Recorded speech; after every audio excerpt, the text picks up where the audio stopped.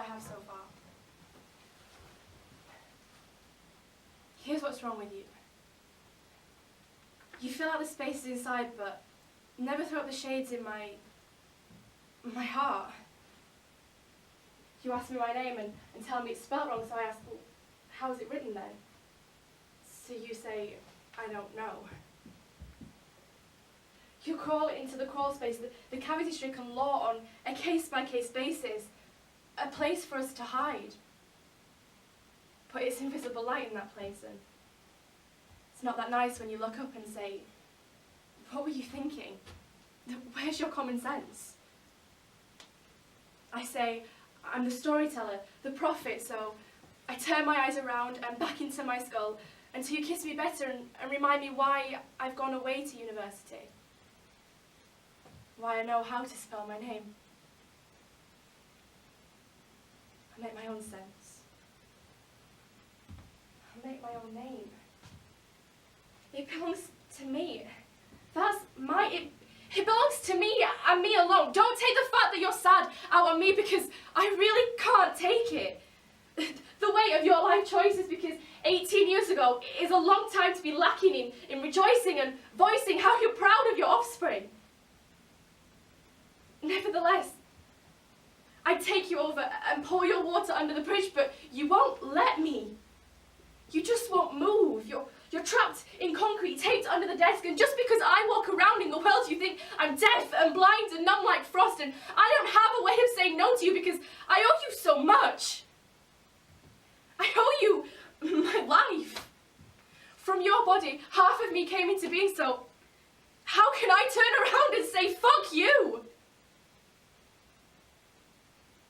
I can't. My name's not mine. It doesn't belong to me. It's just what you gave me.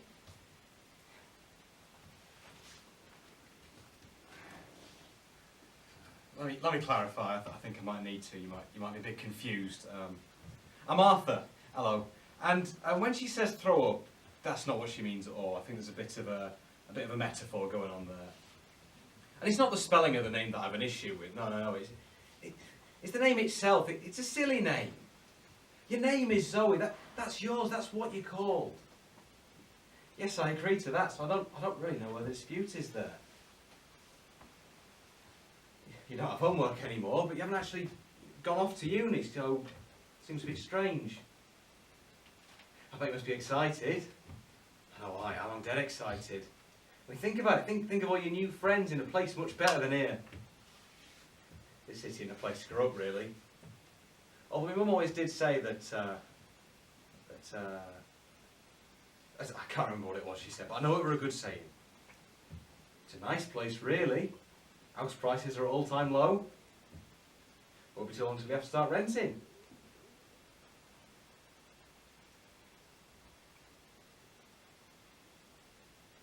In what way are you a prophet? I'll be going away to Union. After that, the world will be my wonderland.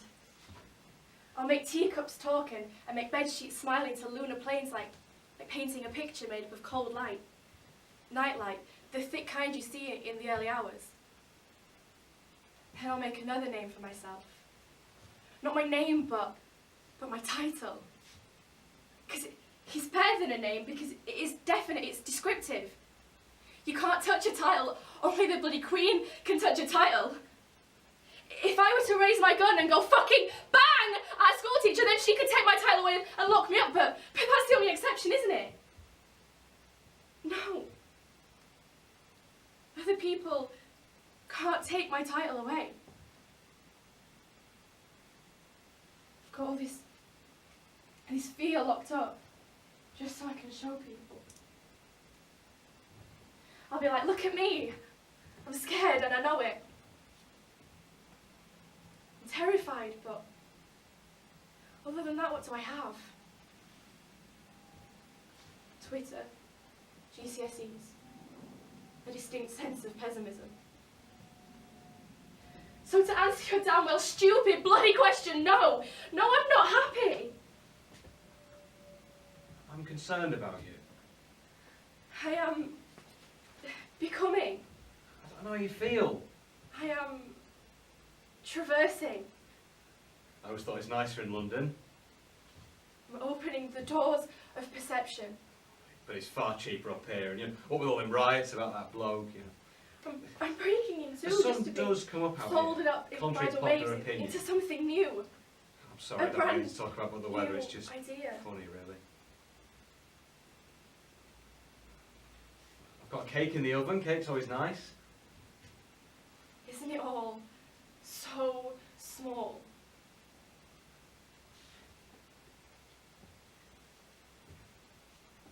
When you were born, I didn't have any thoughts in my head. Because, you know, people always say there's this profound moment when you look into this new little being you've helped bring into the world. They say things like, and that's when I knew I was the luckiest person on earth, or, and that's when I realised I had to stop being an axe murderer. Not really on that second one, that's just a joke of mine. But they do say things like that. I didn't have any of that, no. I had something better, I think. See, it'd been a long labour, and you come out quite suddenly. Right, when I say suddenly, I'm not the one about to push out my dilated vagina, but I still felt there, you know. Arthur McDowell was there in that place as a definite person, as a man.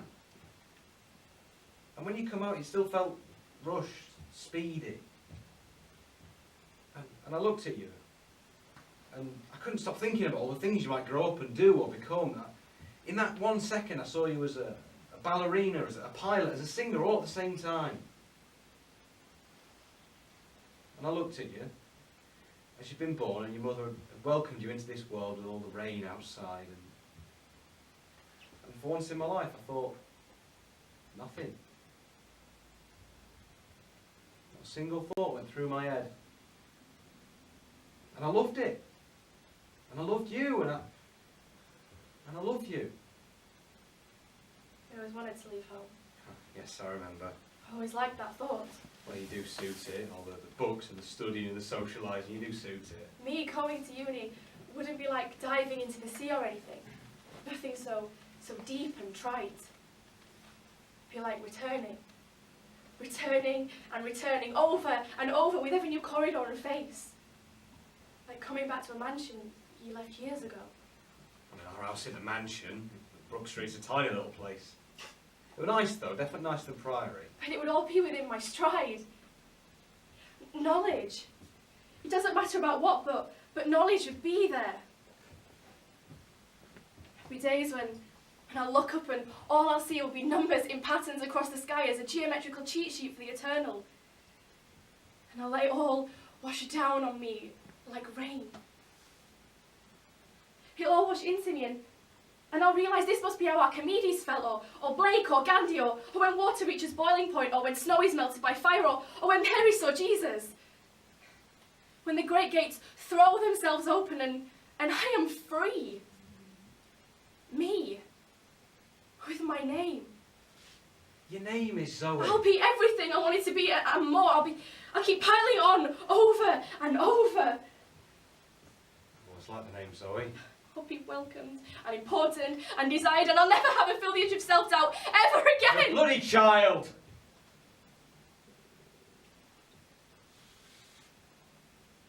You're my child. My name's not Zoe. It's just the name you gave me.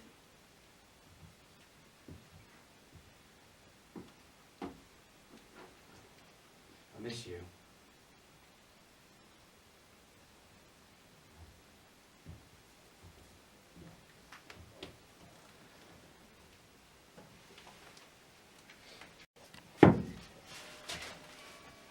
Have you heard this? Have you bloody heard this? It's sick. It's all sick. 3 dead, all beaten and covered in vodka. Racial slurs can be heard on the tape. The tape! There's an actual tape. They taped it. It's disgusting. The metallurgy is gang related. How can it be gang related? Most of the little twats are only 13. How can you expect anyone to go up straight when you got this kicking off every Friday night? I'm sick of all these scum scrounging and crawling over decent working people just for their poxy benefits. Just get up and get a bloody job. It's as bad as gypsies using the NHS. It's ridiculous. So many people have so many excuses nowadays, never taking things into their own hands. It's like they'll go off and have 5 kids and then complain they got nothing to feed them with. Or they'll complain about how expensive fruit is and then go off and buy a 20-pack of Marlboro. I'm sick of them moaning, just always moaning like white noise in my ear. And the worst part is these lads, these criminals, are getting all the defence in the world. People have been going on about how they're victims of a social, cultural something or other. So they get off, won't they? They'll get off with a 3-year sentence at best, and then...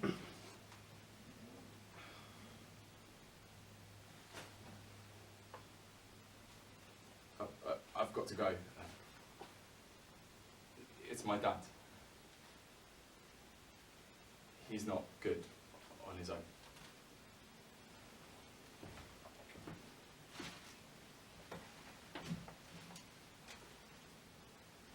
It's a quiet house now you've gone. Now you've gone, it's awfully quiet. Sometimes I still expect to hear you around. You know, it's only now I realise how much of your schedule I knew. I could trace it. You go to school in the morning and then I'd do God knows, potter around, whatever, during the day, and then you'd come back home about 3:15. Or actually, when you're in sixth form, it might be about 2 if you had a free period. There were a few days actually when you might come home during the day, but you didn't do that much. And I agree with you though. You know, school is a good place to work. You know, it's definitely much better than here. You don't want me distracting you. You always have friends over. They'd always come up to the door and they'd say, "Hello, Zoe's dad," and I'd say, "Hello, girls." I mean, you know, unless they were boys. And I'd say, "Hello, boys." And I'd make sure to keep my nose out. I don't know what you're doing with boys, do I? You know, who am I to go up there and give you the bloody ins and outs? It's not my job. And you know it all anyway. You must do. You must do.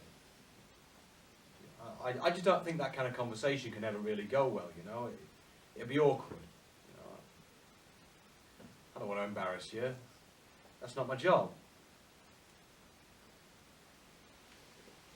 That's the mother's job.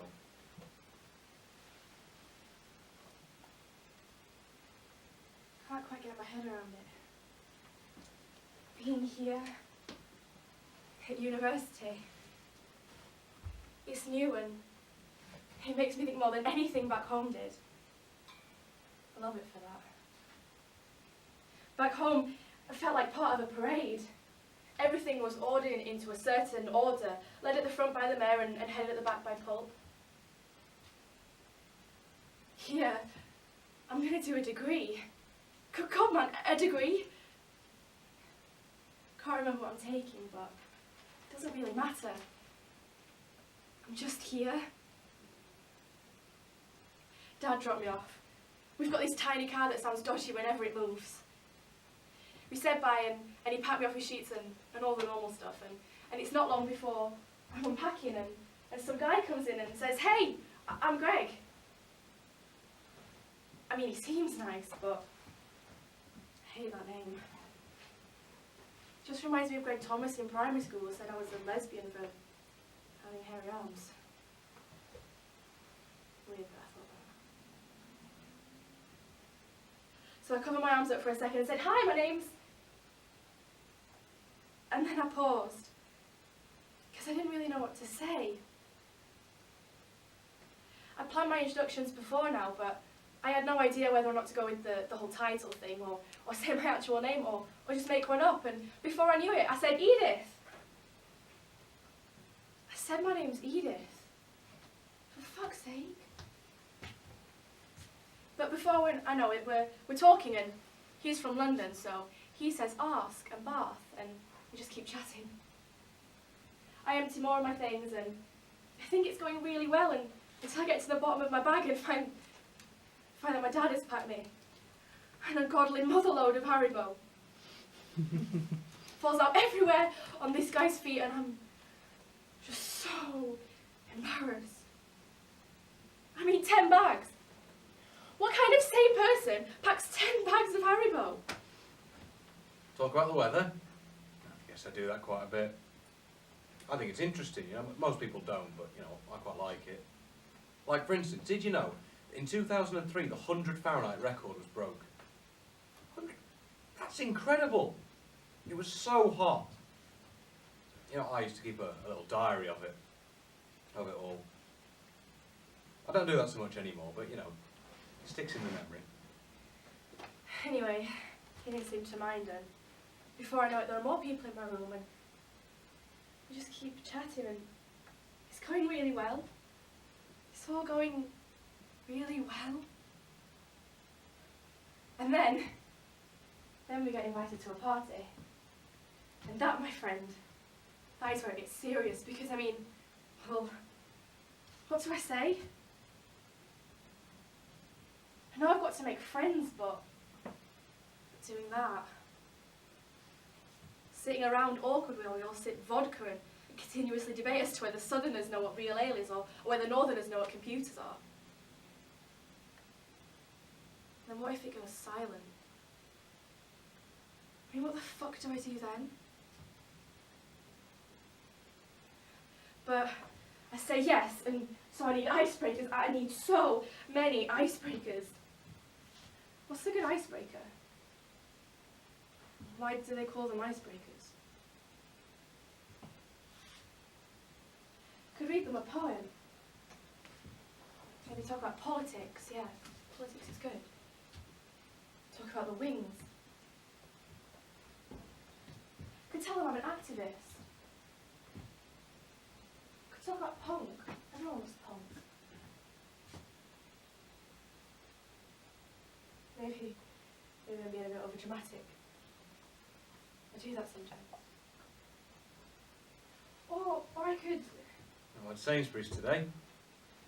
I had to go through Ecclesall and past the park because there's roadworks on up near the gardens.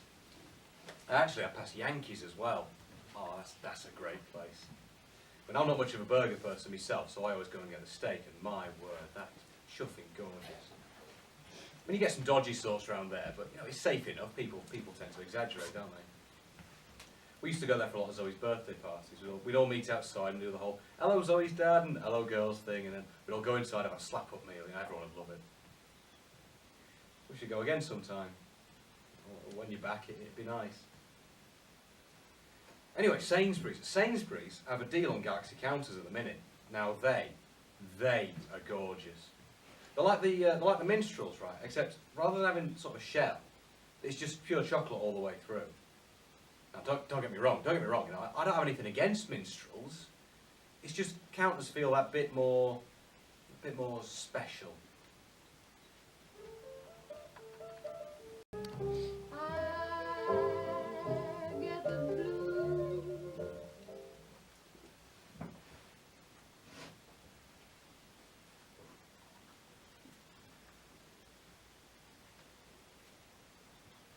Didn't wake up how I wanted to this morning. Definitely not a morning person. They've always just felt heavy. Getting up feels heavy, and getting out of bed and getting dressed, it all just feels heavy.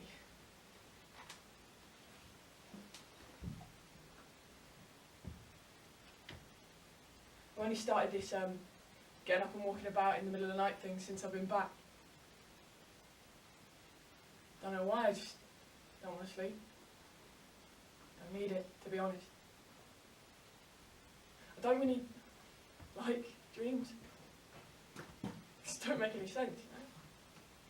It's like I have this one where I'm in this big, grand old mansion, like the one from Bedknobs and Broomsticks, if you've seen that.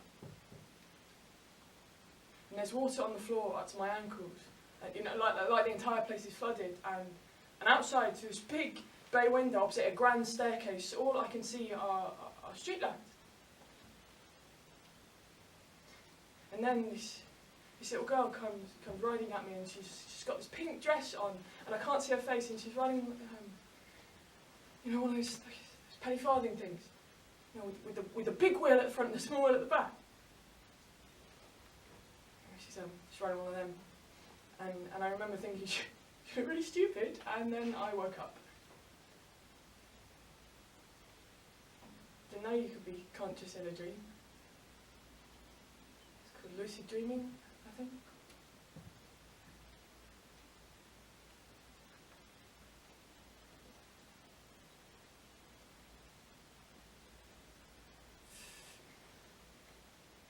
Feels like I'm looking for something in the night.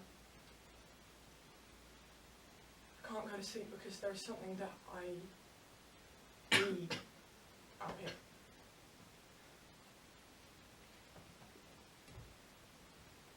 It's 3 AM. Rain today. You know, because my job's always something I forget about. I used to like helping people, you know, when it went right, that is. But doing this job doesn't always go right. Basically, it's my job to make sure other people are all right. I just don't seem to have the neck anymore. So I rang the doorbell. Is there someone at the door? And I waited. And opened the crappy lock and let him in. She seemed a bit down today. I asked her how she was doing. Fine, thanks. I could tell she wasn't. So I say, you're not due until tomorrow. No, Rachel, don't you remember? We rearranged. Mark from the office called you. Yeah, I guess. So,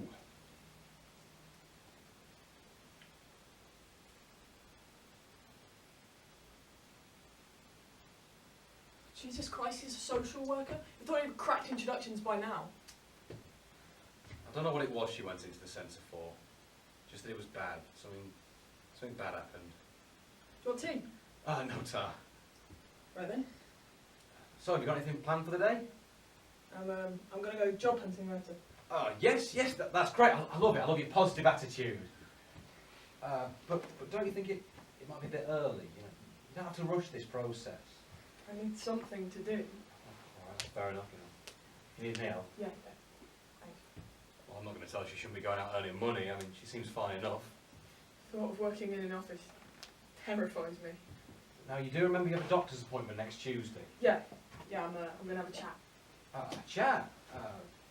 What about? Just a chat. Yeah, but what about, though? Thought that was a weird question. She avoided looking at me. But the more I looked at her, the more familiar she seemed. Didn't know what he'd say about the medication. I can't remember where I know her from. I'm going to ask to have my meds lowered. Oh, you sure you want that? I mean, obviously everything you've done so far has been steady, you know, I want you to, I can't sleep with these meds. It feels like there are stones in my brain. Yes, there can be side effects, but I really would persist if you can. I don't want to. Okay, you know, it's not my place to come in here and tell you what you should and shouldn't be doing, you know. I'm just here to help, you know. You've got nothing to worry about. Do though. Yeah, I know, sorry, that was patronising. It's fine. Right, do you want me to go? It's up to you. I just think we might be a bit better off if I come back when we originally planned, don't you? You might be a bit more prepared. Sure. Rachel? Said sure.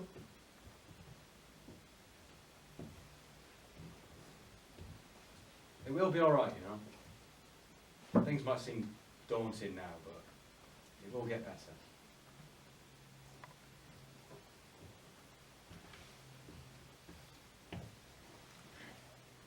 So the night came. It brooded up like a sea waving on by, lewd and calm, angry and lovely. It rose up and looked me in the eye and said, "I'll be there in 10. And so I got ready and had to know because I was nervous, man, like seriously nervous. I'd gone out before at home, but it's never exactly glamorous. I managed to ask some people down the corridor, asking without asking, if you know what I mean. I asked them what kind of things someone should wear. They told me to go to some site and to look through these dresses, and I did. Spent bloody hours, and they all basically looked the same. Anyway, I picked one, and I ordered it, and it came, and I'm not gonna lie, I don't really want to wear it. Maybe I shouldn't. I wear my jacket instead. I've shown you my jacket. It's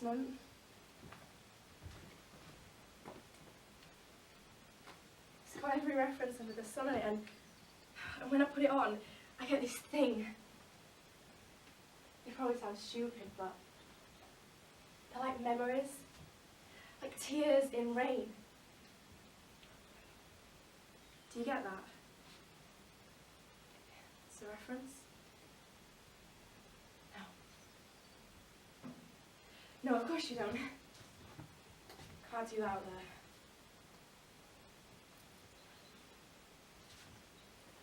Don't get me wrong. I had friends back home, but these people seem different. It's not a different class of people, more like a different kind. They're foreign. Not like that, but they feel separate. I already know that I need them. I don't like that. But no, I can't do all my artsy bullshit out there. I'm just going to go through with it. It'll be fun. I'll have fun.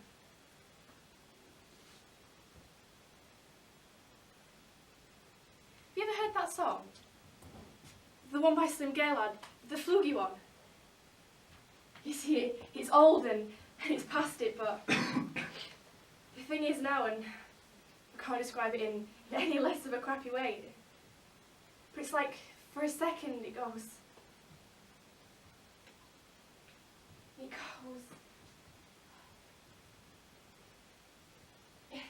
down my throat, and his voice is everywhere, and the fissures close up with stitches made from my own fancy, and then suddenly we're all drunk in a Californian postcard, in an Irish bar, with the lights, and I'm wearing a Suicidal Tendencies shirt, and I'm wearing boots, and everyone else is wearing basically the same thing. And we're simultaneously in a wedding car speeding down the highway with the glistening palm tree potato famine, and then we're driving in Queens with the serene Margaret playing banjo, and seriously, and then we're in Piccadilly Circus, and then we crash. But the song keeps playing because it doesn't stop. It won't stop for anyone, much like a mountain made of leather inside, much like heather on the mountainside.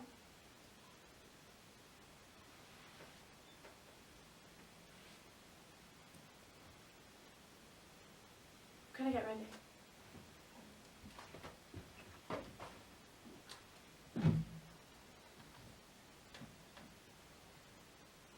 Always like pianos. They tumble, you know what I mean? The notes, they don't twang or shout, they just tumble. They look really nice in an apartment, you know, overlooking the river. Not too far from the city centre, but not too close so that you get in trouble. I'm always sad that I lived by a river again. She was right.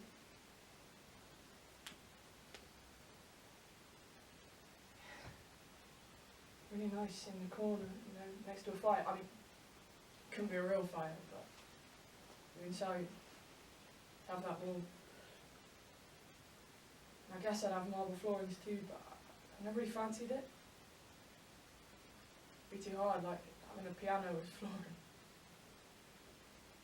Still, it would have been large. Large enough to fit whatever we wanted in there. Home wasn't that large, but big enough to fit whatever we wanted. Piano would fit in there.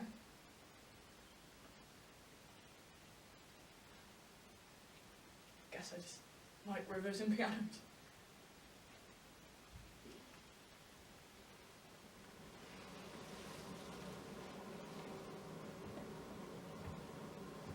It was amazing. I couldn't stop watching him. He had such a way of talking, like every word he said made sense. I mean, I wasn't meant to be there. I was just running deliveries for the store around the tenant flats, but then I saw the crowd gathering in the rain. I should have gone to find cover, but I wanted to know what all the fuss was about. No one else was going indoors, no one else was hiding.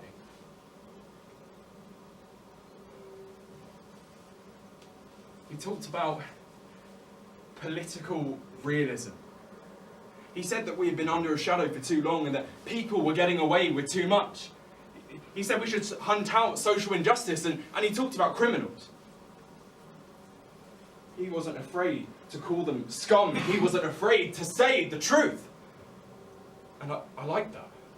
I really like that. About time someone did what he did. Because they're all cowards, the scum. They don't matter. They deserve to be punished, and I mean really fucking punished.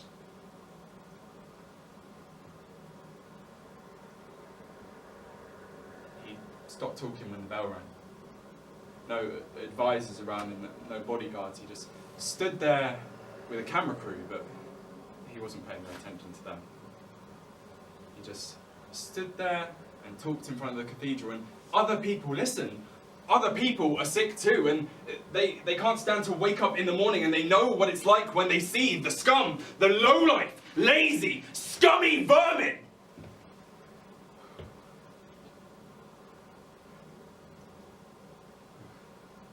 Well,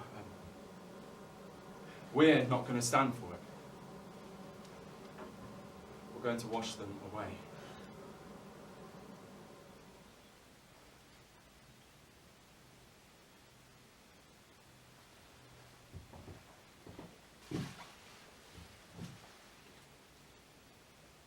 It wasn't weird. It wasn't weird at all. I mean, I don't think so, do you? No, of course not. Of course it wasn't weird. To what you would do, or anyone for that matter. Because the first thing she said when I walked into that office was that I looked younger than she thought, and that's when I thought, you must be screwing my boyfriend. Honestly, I think I handled it well.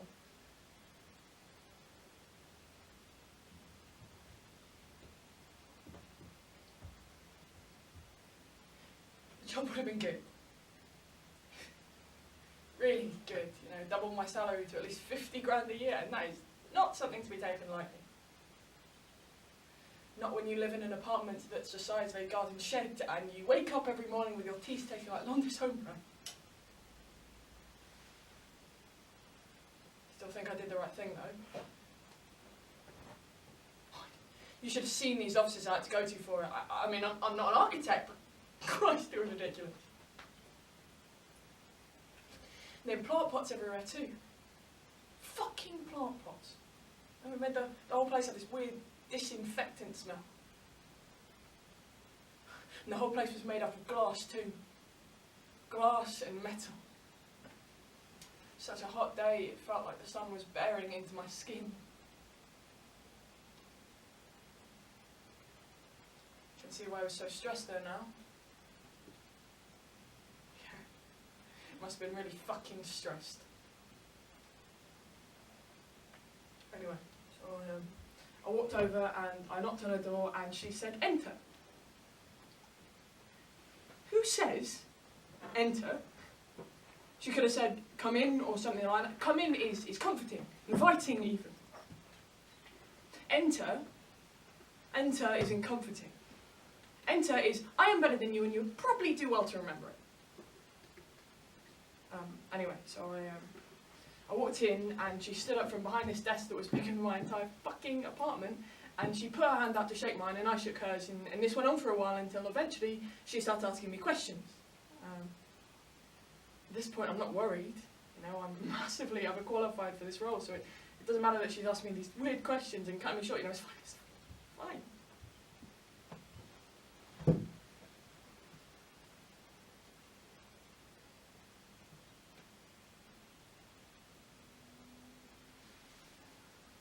It was the suit I recognised.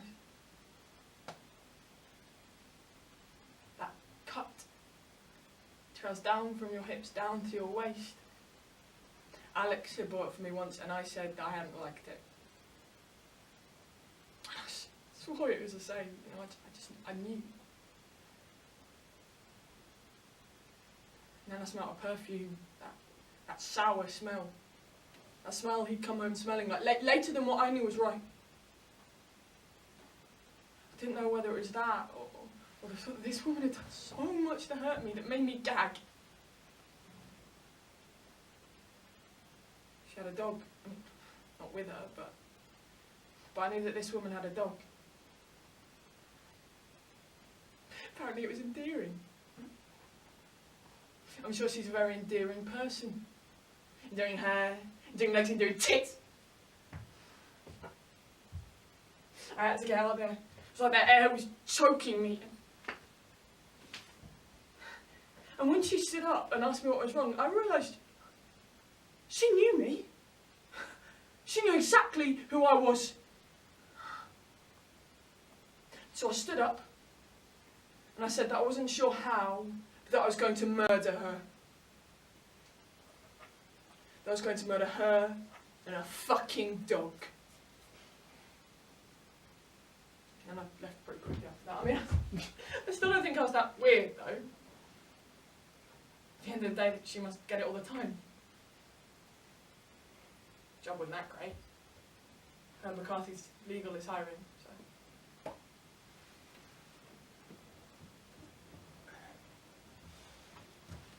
I mean, pay's important, but you know, so is enjoyment. Yeah. I mean, look, this one has plenty going I for it. want to, To be Arthur. honest, even I'd like it. Why even you? Well, you're quite fussy. Fussy. Oh, wait. What does that It didn't mean, mean fussy? anything. No, it does. Tell me. Look, I want to be here. I don't.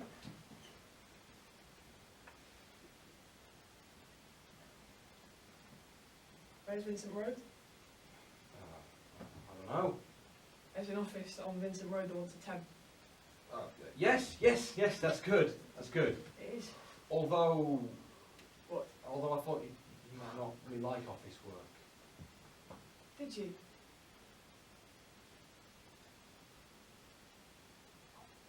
Pays and everything, Well, no. but it is.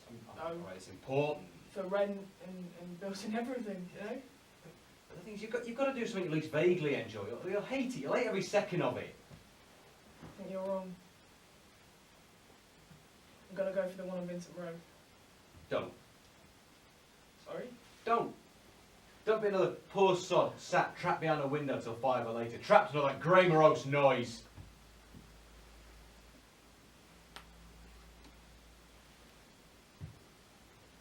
Sorry, Rachel, I didn't mean to burst out like that. It's not my place. It is. Look, I want to help you get a job, so whatever it is you need to do, What do you think? I'm just here to help get you on your feet. Don't have to worry. I'm gonna do something weird again. Oh, no, I wasn't. I'm not scared or anything. No. Look, my job is to help, right? What's in the past, that stays there. I know. That's the problem.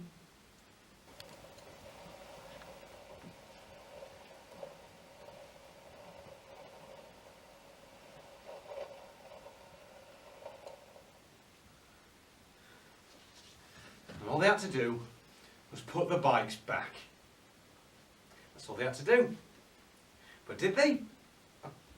Oh no. No, bloody hell no, they did not. Those little, they made me. Right, I was walking down Arborough when I popped into the corner shop to get some matches, right? That's all I wanted, and I got them. A little packet of Swan Vestas. And I come out the shop, and there's this lad, and he's kicking at this bike. Well, at first I thought, he's probably just annoyed with it, the lock won't open or something, he wants to give it a bit of force, but then this other lad starts kicking this other bike. And that's when I thought it. Truth be known, that's when I knew they were nicking him.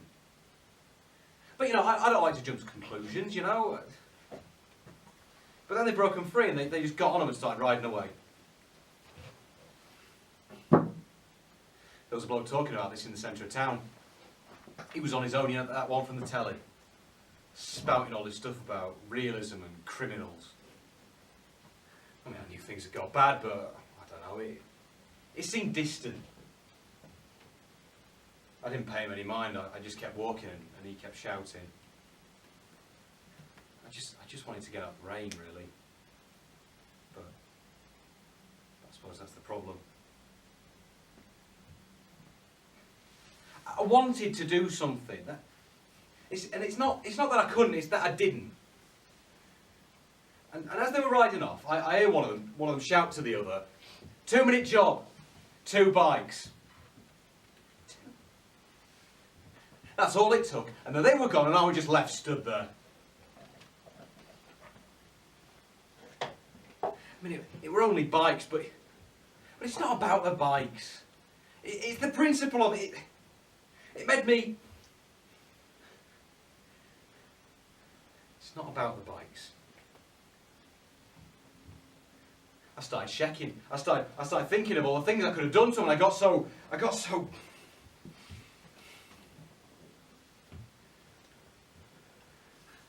I could have done a lot to them. I mean, I'm not an idiot. I know they probably would have beaten me into the ground, but the point is I could have done something. And there have been so many times in my life that I wished I'd done more, that I wished I'd just done something. But those two,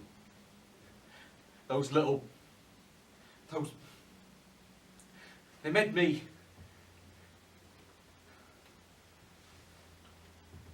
It's not about the bikes.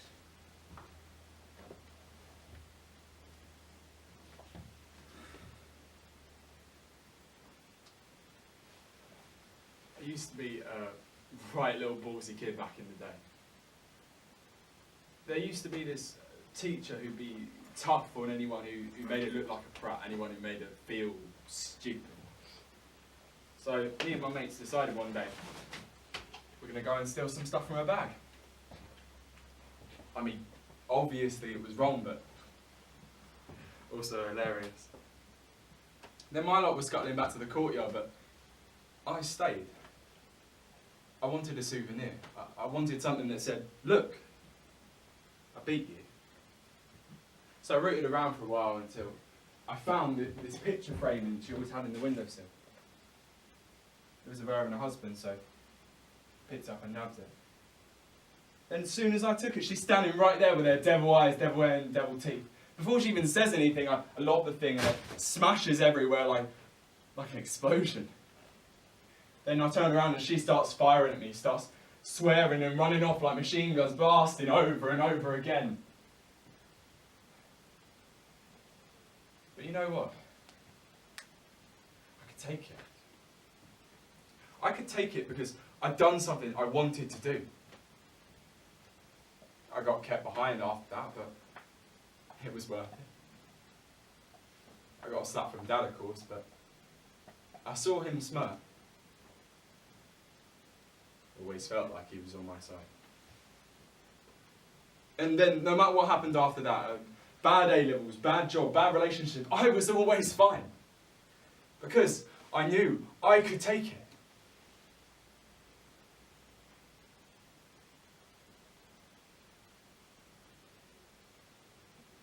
It's 2:47 AM. Proper fog today, like in the old Hammer horrors.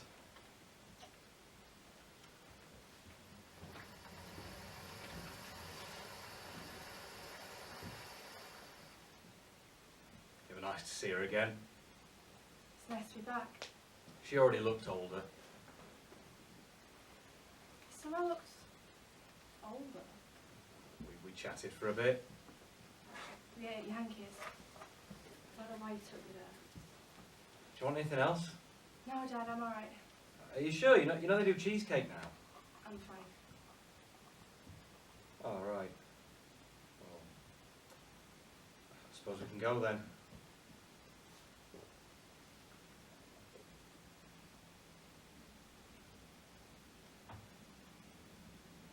What kind of cheesecake is it? Oh, they've got loads. Well, it's suppose you've got to have variety. Oh, especially in this day and age, it's hard to keep a business going. Exactly. It's hard times.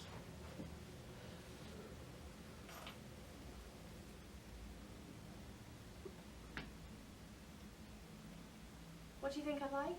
Oh, I don't know. Do you like it there? Yes, it's nice. Oh, that's good. Yes, it's got a lovely campus. Yeah. Bit grey though.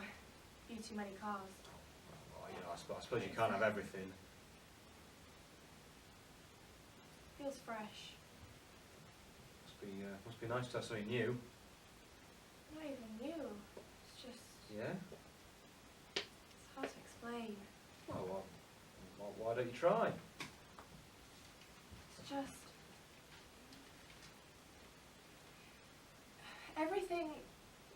Everything someone says, everything new that I learn, well, it's like it's come from nowhere, and like it's a new life. Like a plan. More like a tree. Sounds nice. It is. Though it can be confusing because, well, it feels like you've got to remember everything. I suppose that's No. just how a degree works, but I'm sure you'll, No. Not even that. It's all the little moments. the little things. The ones that don't matter, but somehow they do. I wonder why we do that. I don't know. Maybe it's because, well, if we try to remember all the important things all at once, it's too much, too much in our heads. Or maybe it's because we spend so long focused on the bigger picture, the little things might be what we'd lose track of if we're not careful. Yeah, that makes sense. I'm alright. Oh, yeah. Sorry, no, I was going to ask in a second. I just don't want you to worry, I wasn't. I mean, obviously I think about you, but... Oh no, I'm fine. Do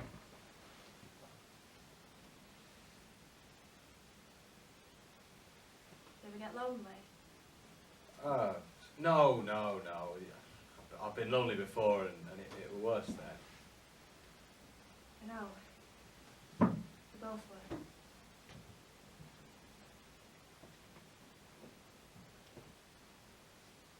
I am proud of you, Zoe. No matter what happens.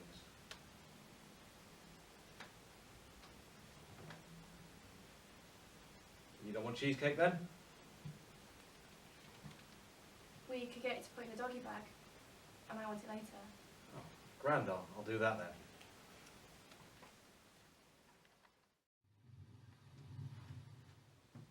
Have you ever been walking? And the only thing to do is walk. Like you're looking for something. And then the dull radiance of white, real light passes over you and into you. And they hang from deliberately tall, pointed metal. Lampshades for the outside world. If you've ever been walking under streetlights when they first turn on, and the shine of the Arctic flash starts up so you can see this wet, spitting fray in the dots of the fog and swirl of the night breeze in your shoes.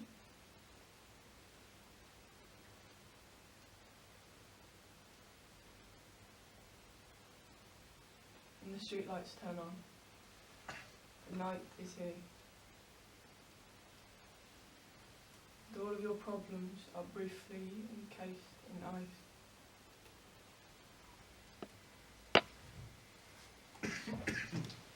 They say he's a radical. Some say he's disgustingly right-wing, while others say he's laughably left-wing. It's all the same, really, isn't it?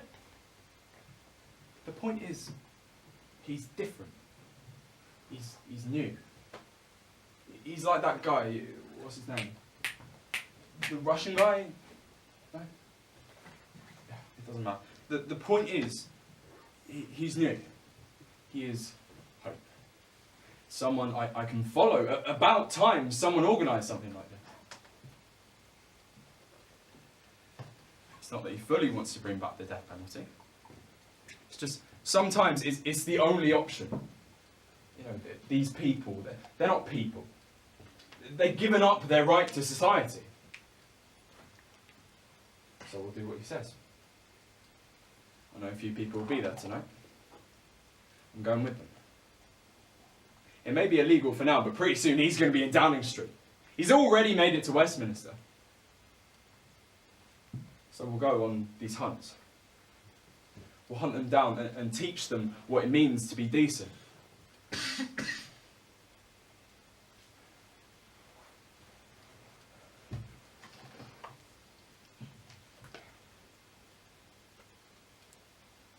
I should be going back. But I won't. Fuck him! He's the one always complaining and saying he'd never approve. I don't care. Tonight I'm taking life into my own hands because I'm not letting some county council or job centre dickhead or dad take control of my life. Because that's mine.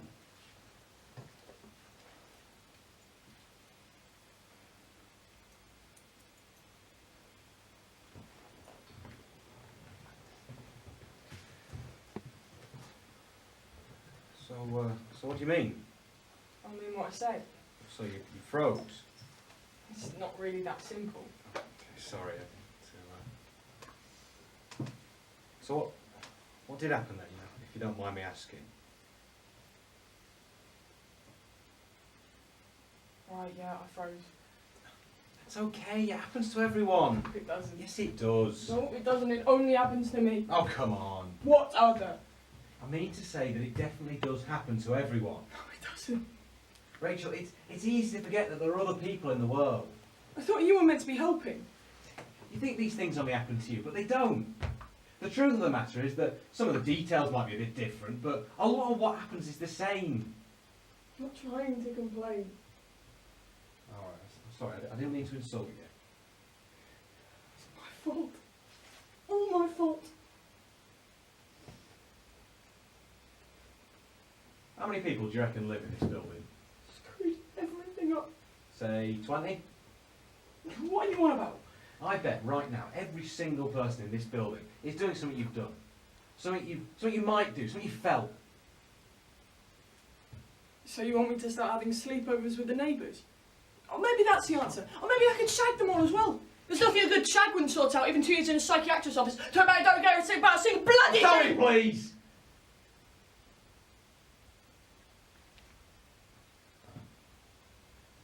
Sorry, Rachel, I overstepped the mark a bit there. It's fine, I didn't mean to snap. I can go. I can get someone else to come and see. Arthur, you shut a up. bit more comfortable. It's fine.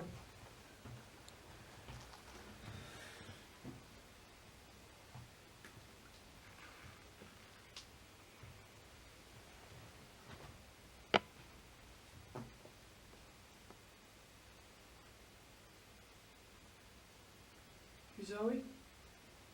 Oh, no one. A friend. I get my words muddled sometimes. Right. The thing is, you think you're on your own, but you're not. You're disassociated. Look, I'm professionally saying that you are not alone. It's easy for you to say. You're not the person I ever see anymore. I was once like you. I'm not just saying that, I was a bit of a mess, truth be told. I thought that I was the only person in the world and that no one else had ever felt what I was feeling. What stopped you? Stop me. Going insane. What stopped you from getting caught up in yourself? I had responsibilities. I had a daughter to take care of. And I listened to other people who'd been through the same thing and they caught out the other side. I had good reasons to not get caught up. Oh. And that's what you need. Daughter? An anchor, something to bring you back to reality. Try. It can be anything. Like, for me it was a daughter. For you it could just be an object, just something like... Even something like this. Didn't realise I'd driven you this mad. Yeah, I know it sounds daft, but being serious. It's a bell. It's not even mine, it was just here. Well now, I'm giving it to you. You're mental. Every time you hear it, you know to come back. So what though? What's the point? Look, this is my job, but I'm going to be honest. There is no grand secret that makes life worth living. If there is, I've hit 57 and I still don't know what it is. But just do this. For me. It's like being back in therapy. Look, I'd better go. If you're happy, I can come in again next week. Yeah, sure. What were you feeling You what? when you were lost? What were you feeling? Grief. Oh. We'll make this all right again.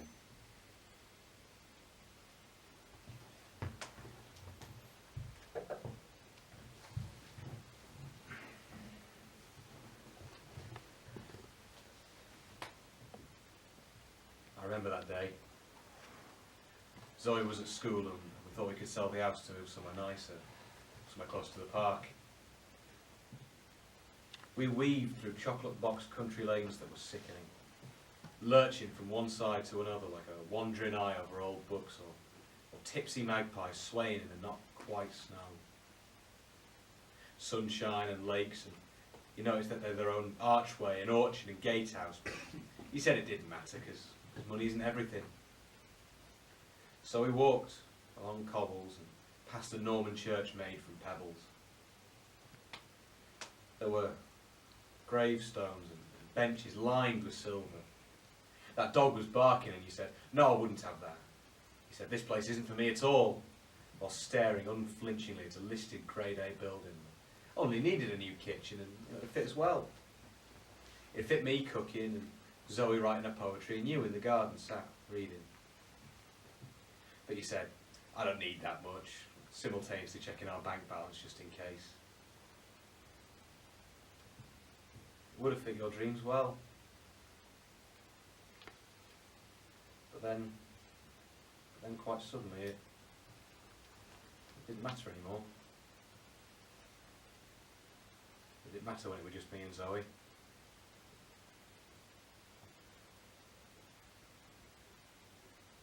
Money isn't everything, but you were. And it drags my heart into deepness to know that you could only have nothing.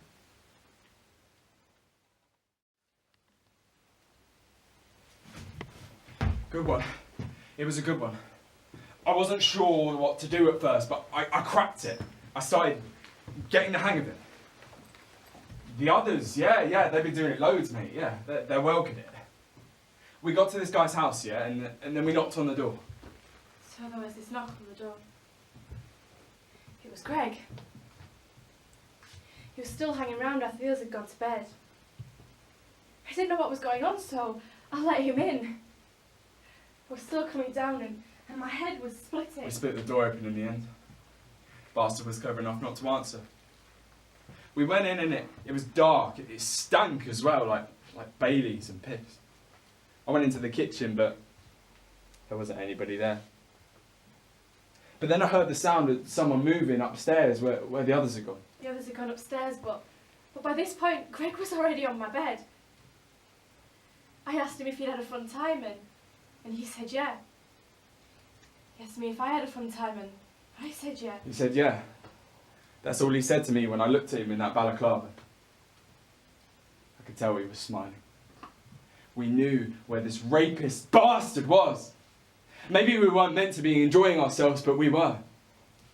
So we ran up, I went left, and there was an empty room with fags and a laptop. I just went for it. I smashed the laptop, and I loved doing it. I had so much anger coming out of me, I nearly fell over. I fell over onto the bed, and I felt like he was talking, but I couldn't understand what he was saying. It's like I were in a fishbowl or trapped underwater. I was there, alone, in my own little ocean. He was there alone in his little bed. I came back round and the others were just standing over him, silent. He was bloody. They roughed him up a bit, but I was still buzzing. I suppose I didn't think. I wasn't really thinking.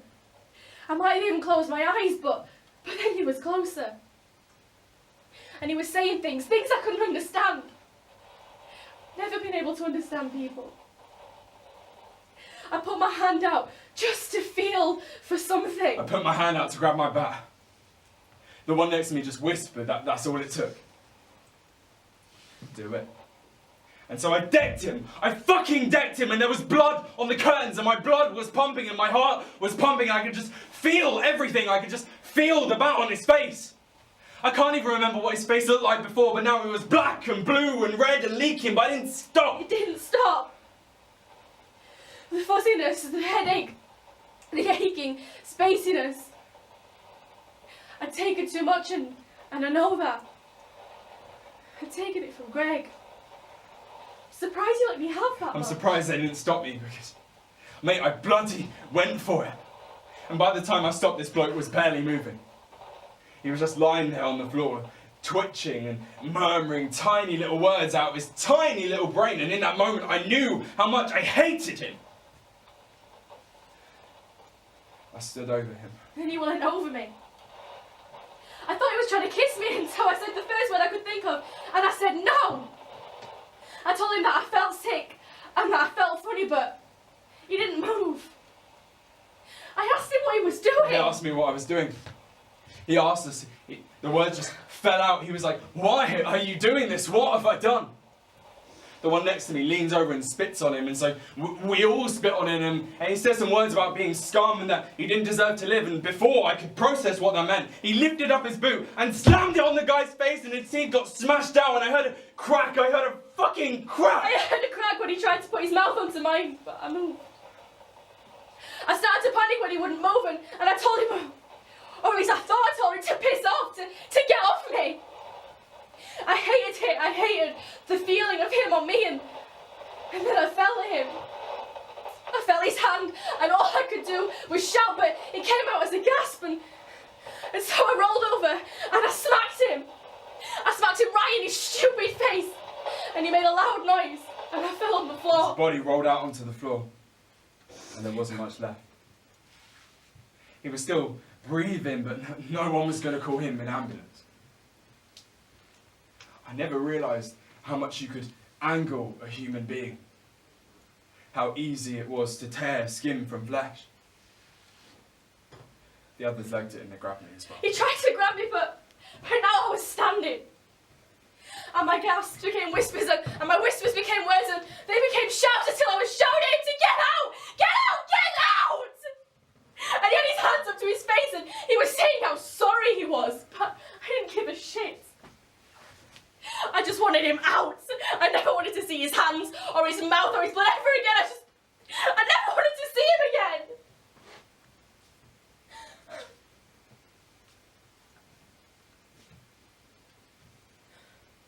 I'm sitting here and I feel weird. The guy got the fascist got what he deserved. I just never realised what I could do. I never realised how violent I could be. When you see it in the movie, it seems so logical, but when you're kicking the shit out of someone in real life, well, it just happens so blurry. I feel like I should be crying, but to be honest, I don't want to.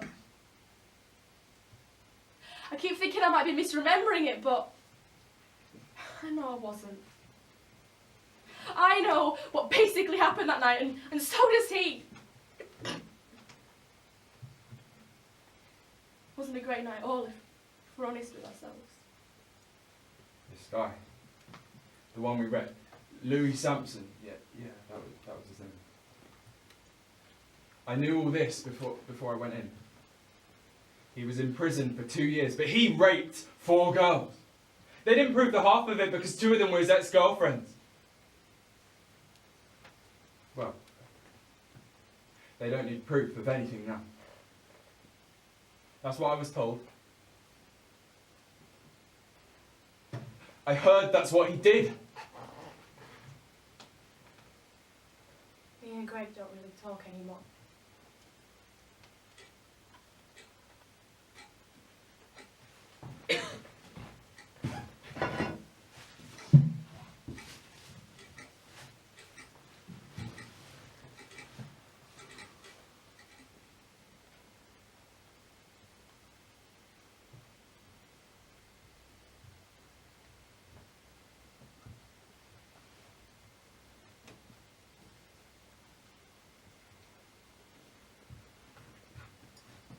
Phone rang. So loud. Deafening. I'm not used to noises in the quiet. I answered and it was Jen. She said it had been a while, wondered if I wanted to catch up.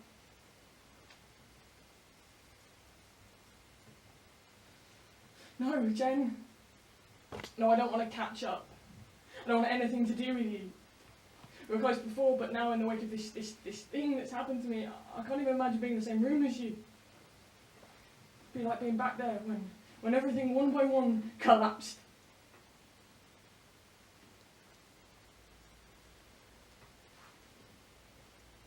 And so I panicked because I realised I'd said all of these things out loud. Jen went quiet. Oh, I like things. Quiet. Before I knew it, I was shouting. I was screaming at her to leave me alone, and I threw my phone against the wall over there. I was doing well. I was doing so well with Arthur, but first a job, and now this.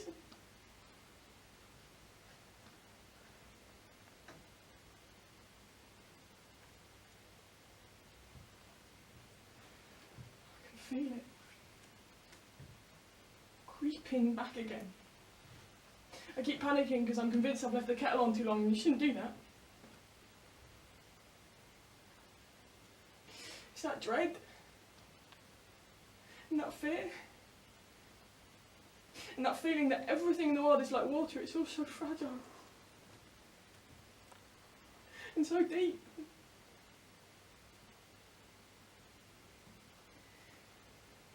People say that hitting the lowest point in your life is a good thing because it means that the only way to go is up. But that's shit. The worst thing about hitting rock bottom is that it doesn't feel like the end. It feels unending. Like you've only just started this black twisting and falling into lots and lots of nothing. It's that dread. And that fear knowing everyone else in the world can cope, but you can't. It's all your fault. It's all your fault.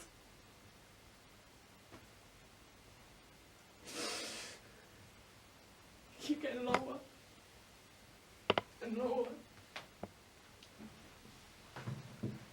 And it's every waking second feels like an anxious pit.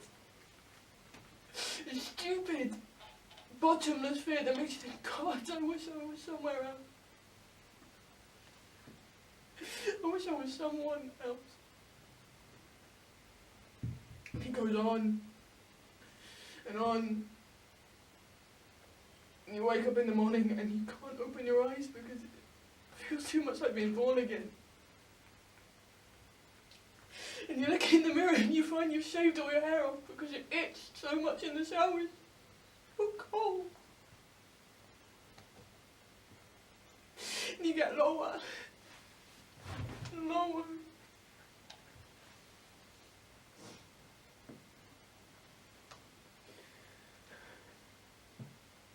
And your shins hurt for some reason. And your head hurts because you can't stop remembering the stupid mistakes that you have made. You feel like the eye in the sky is watching you. And you start to think, you know, I'd never do it, but what if? What if it all ended suddenly? What if I ended and you think I'd never do it, but you get lower and lower, and what if I ended everything?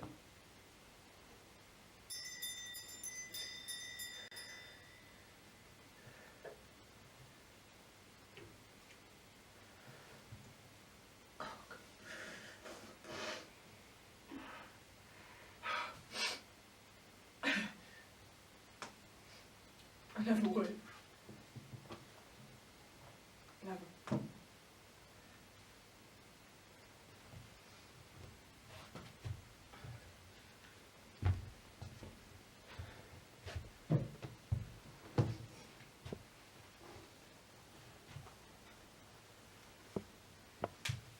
So, I said to him it'd be in about a week. Oh, grand, I look forward to it. Yeah. She sounded odd. I suppose she must be busy. Yeah, lectures are going fine, thanks. You know, I can understand it. No, I'm not finding it too difficult. I'm actually finding it fine. You know, she's so busy, she's got so many words to write. You know, I don't want to get in her way. Got nothing in to cook with.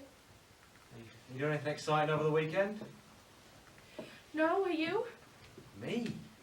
What would I be doing that's exciting? It's just a question. No, I know, I was just teasing. Oh. Right. Mrs. Blaine asked after you the other day. Oh? Yeah, she wanted to know how you were getting on. Told her you were doing alright. I'm glad. It's funny to think about all those lessons. I guess I always thought you'd be a musician. Guess it didn't exactly work out. No, well, there's no point doing something you don't enjoy. Exactly.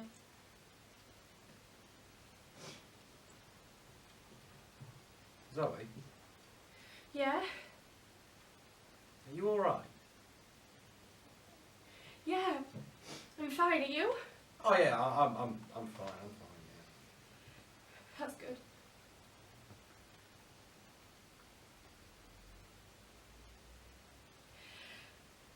Dad? Hmm?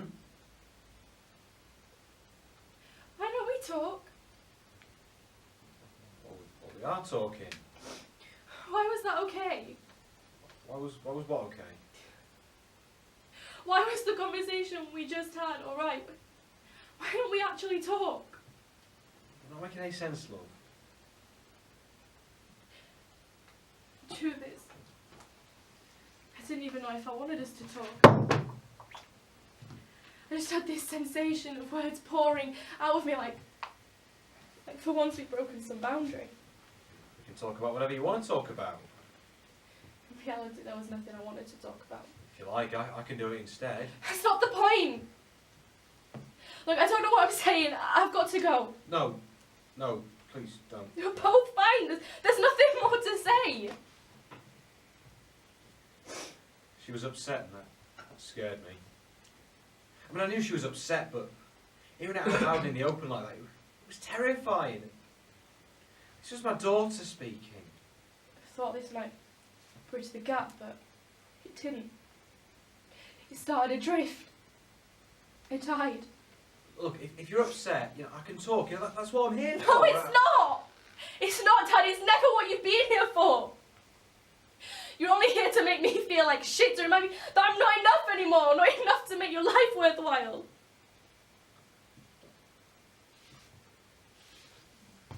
Don't say that. I love you. Obviously you do. That's so bloody obvious, but it's not enough. It doesn't make up for anything. I've tried my best. I know you have. That's the worst part. You tried your best and you still managed to fuck it up. I lost her too, you know. I know, so... She was my mum as well as his, which means we should have lost her together, but we didn't. You did it on your own and you just left me there. It was never one moment, but a trail of small things. Why is it always the small things? Now we're here.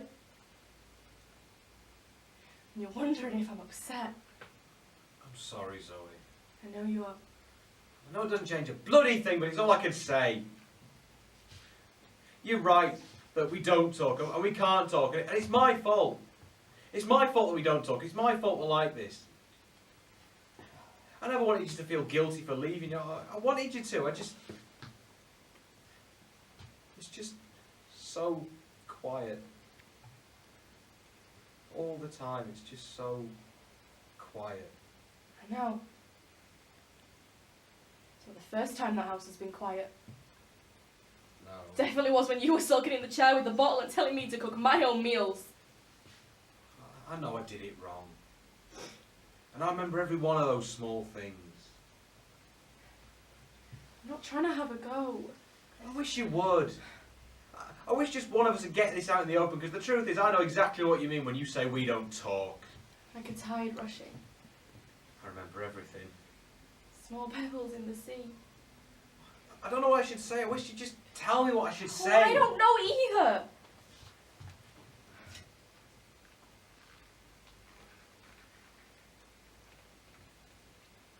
Silence went on for a while. She didn't talk, and neither could I. I think she wanted me to say something, but I just couldn't.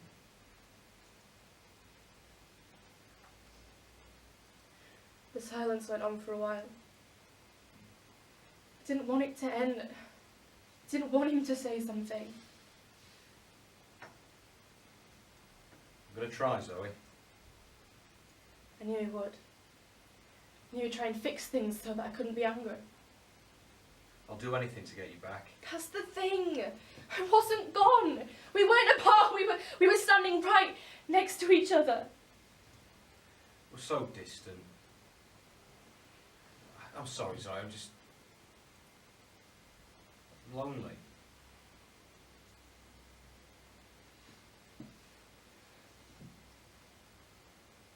I remember Callie, Dad. You what? The little shop that we used to walk past, and then we go to the library after. Oh, yeah. I remember.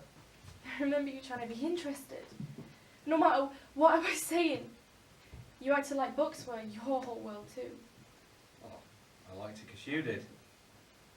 It's difficult looking back at it now, through adult eyes. I only remember it as much as a dream. That time was long ago. It was a long time ago. It was bright out. Can't remember the last time we were like that. I do. I remember those moments too. I'm glad she does. Small pebbles in the sea. Waving, churning, changing. I'm going to make us like that again. I always said I'd make my own sense. That I'd make my own name because it belongs to me.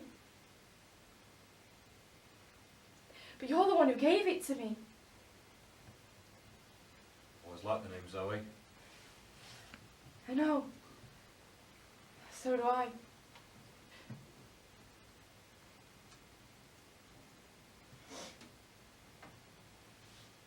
I love you. And I will always love you.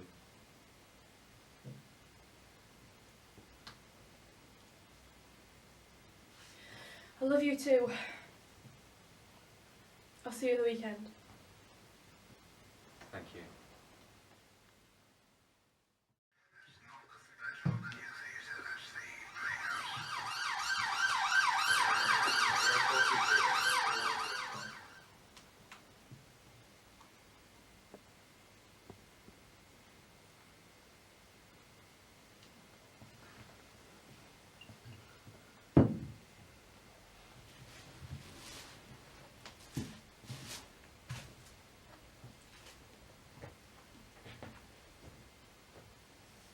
I got the call telling me to come into the city centre.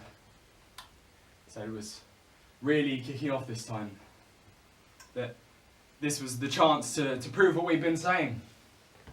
That this wasn't just physical, it was going to be a demonstration of what we've been saying.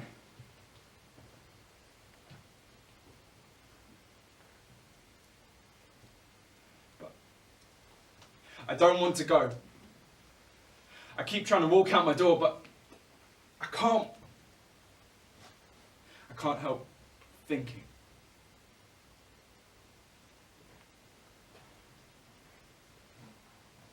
There have been more hunts across the country. People taking things into their own hands, but they've been getting the wrong people. Like last week in Manchester, they killed this kid who robbed a post office. He was only 17. That's all, and they beat him. They did what I did. I can't help thinking. What I did was right, though. I'm not saying that. I did something right, yeah? The Samson guy was evil, pure fucking evil. What he did to those 4 girls, or was it 3? I can't remember. It doesn't matter. I did the right thing, yeah? I did a good thing, didn't I? Here's what's wrong with you. You take up the mantle for a day to go on and on in a place you move through as shadows do in the night time. Blue and like shades, you'll press through humming dark until you come to light. But you'll run. You'll run backwards and forwards because opening your front door seems too terrifying. I know I did right! I know I was right. It's not my fault. It's the way he spoke. He was just so good when he spoke, and I was just so sick of being a delivery boy when I should be out there being something I'm not. And when the time comes that someone knocks on your door, you'll faceplant the carpet and start to ignore it, but they won't retreat from their seat of power they hold over you. Because they're trying to say, let me into your life. It's not my fault! I'm not...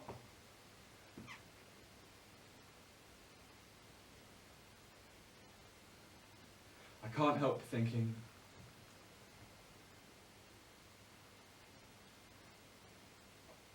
what if I was wrong? It isn't that simple. None of this is that simple. Before you know it, the days will roll by and by into day after daytime sky. And the hours will pass as much as the wind or our apple blossoms, like pink dresses tumbling off the cliffside, and before you know it, you're wasting your time. I didn't ask for this. No one told me life would be like this, and I hate it. People always say dreams stay as dreams, but I didn't know if they meant it, and I didn't know I'd feel so fucking empty. And you don't know what it will take to realise that you and your mistakes, and the earth keeps turning despite your fears, and only stops briefly when you feel motionless. People have got hurt. Down there, and they're still at it. There are riots. There are bloody riots, and there are people getting hurt by people like me who just want to know that every dream we have isn't useless. That we're not useless. When you feel most afraid. It just felt like I had a reason to get out of bed.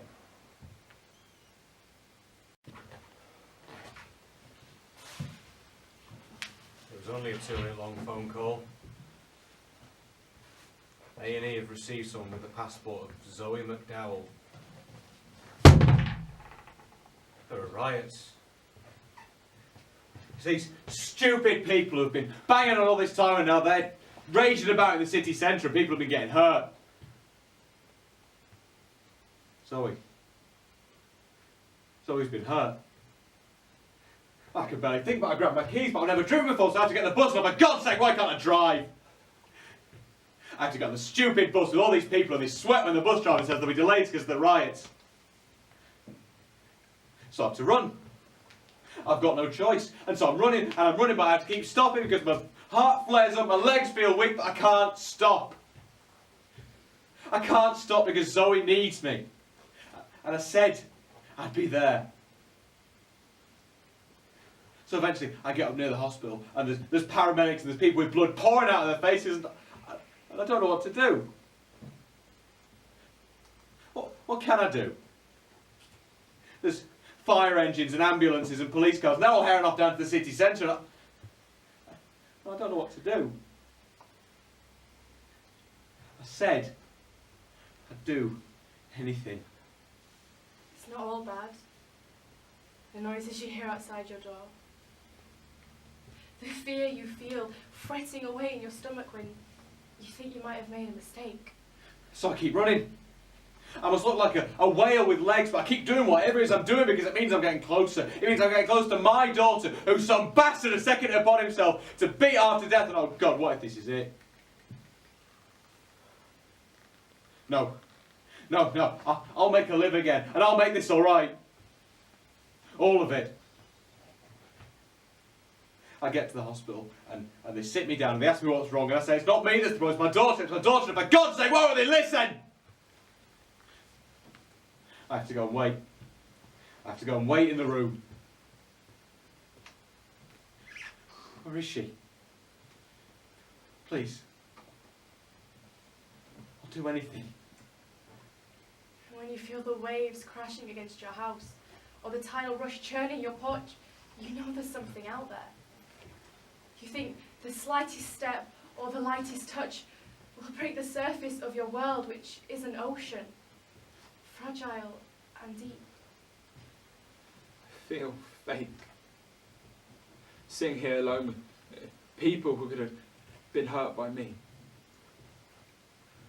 I look around at the paramedics and the bandage wrap people and I think that could have just as easily been me doing that to you.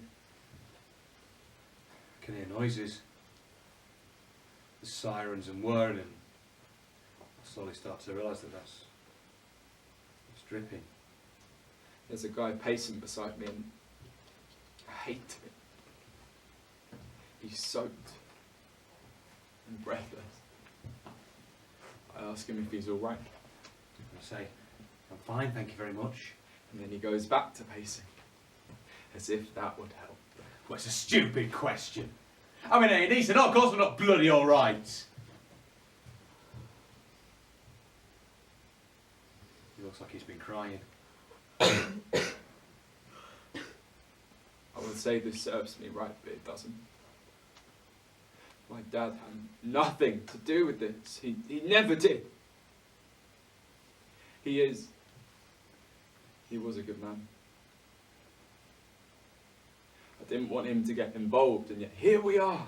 I don't even know why I'm still here. I think just to see what other people do, to see how other people deal with these things. I ask another nurse, and she won't tell me, so I ask her again, and she tells me to stop being aggressive. So I say, I'm not being bloody aggressive, I just want to know who my daughter is! And when he shouts, I feel scared. I know it wasn't me who did whatever's happened to his daughter, but it could have been.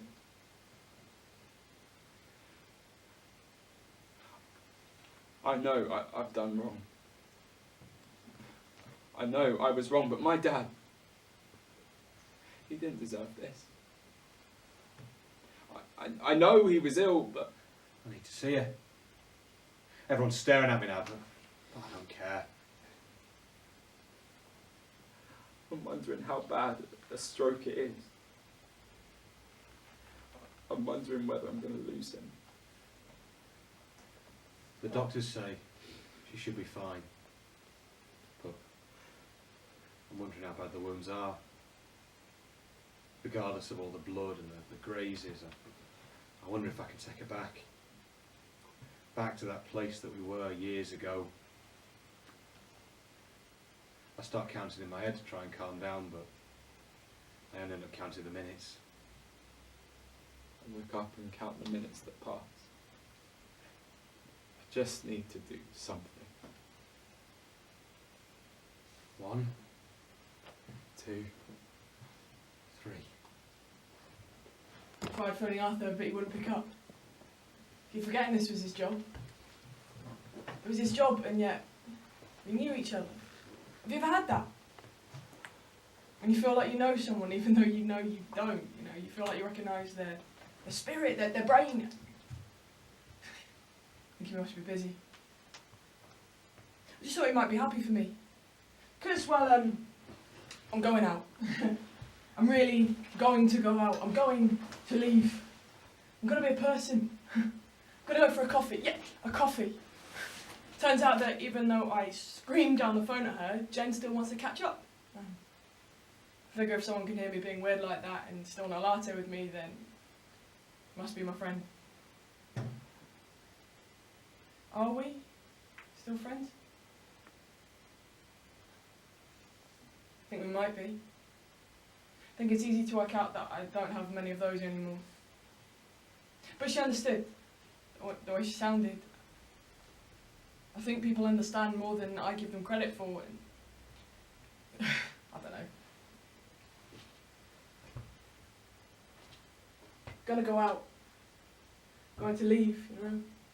Gonna be a person again, not just this shred left over in the wake of something so much darker. Gonna have a life. I know it won't always be good or happy, but be my life. Be mine. Not all those noises you hear about. Not all the people knocking on your door are here to collect bills. Sometimes it's a choice, a case-by-case basis on deciding and trying, and that's living and dying in a pure way, in your way. It all comes down to waking up. And feeling like you've been born again. Like you have a purpose. Or something to become. It's getting ready and steadying yourself for whatever may come in the day, because the night has ended. Streetlights are off. And it's bright outside. It always seemed to be back then. And you inhale the morning and count gently. 1. 2. 3 times you tie your laces and slide away the plates and come out covered in a nice coat and an old bag, because you know what the day holds. To make yourself better. To live and miss a dream.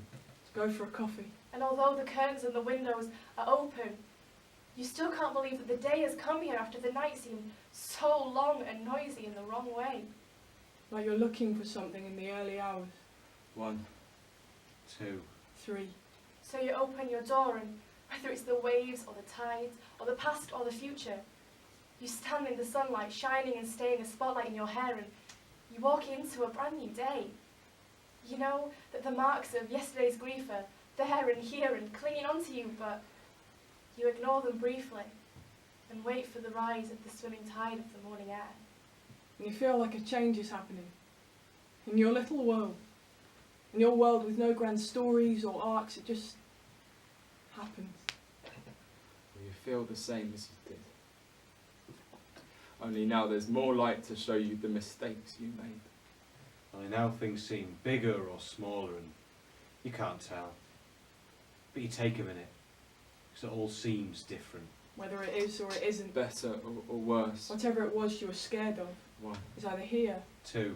Or it's gone. The swell of reality, the facts and the figures, The things you love. Or gain. Or thrown away. it creeps up on you, and you realise you've been standing outside your house for half an hour because it's so beautiful. The sun and the dead trees and the dripping gutter and the patchwork sky and the orange rays all fused together for you to inhale and stand up and sail over in a daydream. And everyone else does the same. Imagine everyone staring, waiting for the day to start up and over. Trying to leave the past in its place as you start up and over. Desperately clinging to the start of the day. Ready to soar up and over. I count the minutes of this beauty because I know I won't see it again. I count the seconds it trails down my body because I know it won't happen again. I count them because they mark the aftermath of puddles. A gap in a storm so wide it lasts a lifetime and makes me think this day could be different. So in our masses we count. The minutes and the seconds. all the while dreaming our thoughts in our seas. We'll start again. I'm so sorry. I love you. We count the minutes that start our day.